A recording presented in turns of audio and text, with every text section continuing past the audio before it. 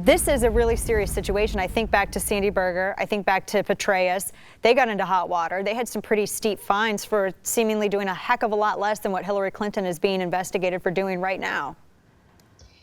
Stuffing things from the National Archives into your socks doesn't really compare to having actual intelligence from the Geospatial Agency or top secret signals intelligence, electronics intelligence in real time sitting on your own private server somewhere. I think like a lot of the people, I'm on the one hand, I'm baffled that anybody would do this. On the other hand, I'm appalled.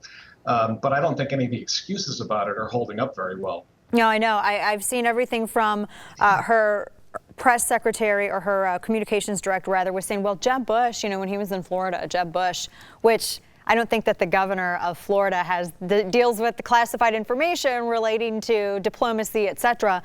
And then they were trying to say, they were arguing through Politico, well, it's kind of unfair, Tom, that she's being targeted for just receiving emails. It's a little bit deeper than that.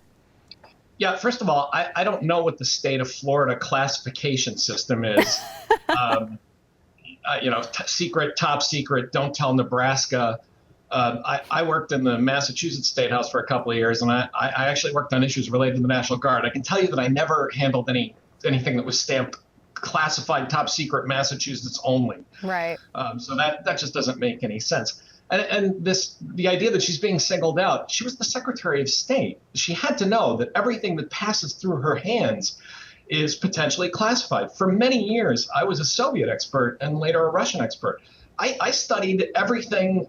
If I could have found out what the Russian Minister of Defense had for breakfast, I would have found that interesting and useful. Right. This notion that somehow, it was just my yoga lessons or my daughter's wedding.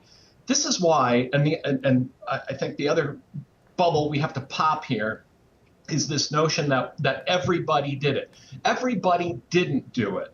Secretaries of State, other senior people in the government, of course they have two email accounts. They keep a private one for their personal business, and they keep a government one, as they are mandated to do, to transact government business. What Secretary Clinton did was to mix all business on one server and never transact anything through the government server. So by definition, of course the things that passed through the Secretary of State's hands were classified.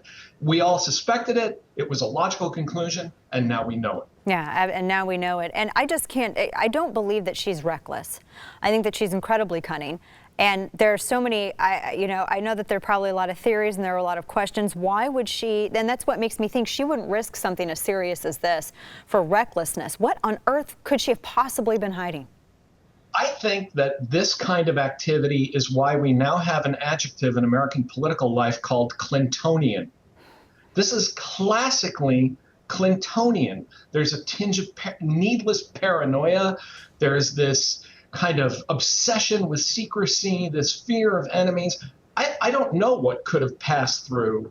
I mean, obviously, the first thing I think of are dealings with the Clinton Global Initiative, but I don't know. I don't know that any more than anybody else does. Right. I think the problem is when you do something like this and you create a private server that mixes your personal email with government business, and you totally go off the grid, even though history requires, and to say nothing of regulations, that you do your business on a government server, it immediately raises the question you just asked. Why would you do that? Why are you hiding it? Their answer, of course, is that everybody has a copy of anything she sent or that they sent to her. That doesn't hold up either, because it doesn't catch anything that was sent from her private server to someone else's private email.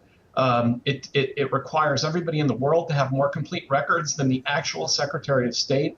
It's one after another of these highly legalistic, very twisty, careful explanations that, again, led us to coin, just as we once had a word called Nixonian, we now have a word called Clintonian.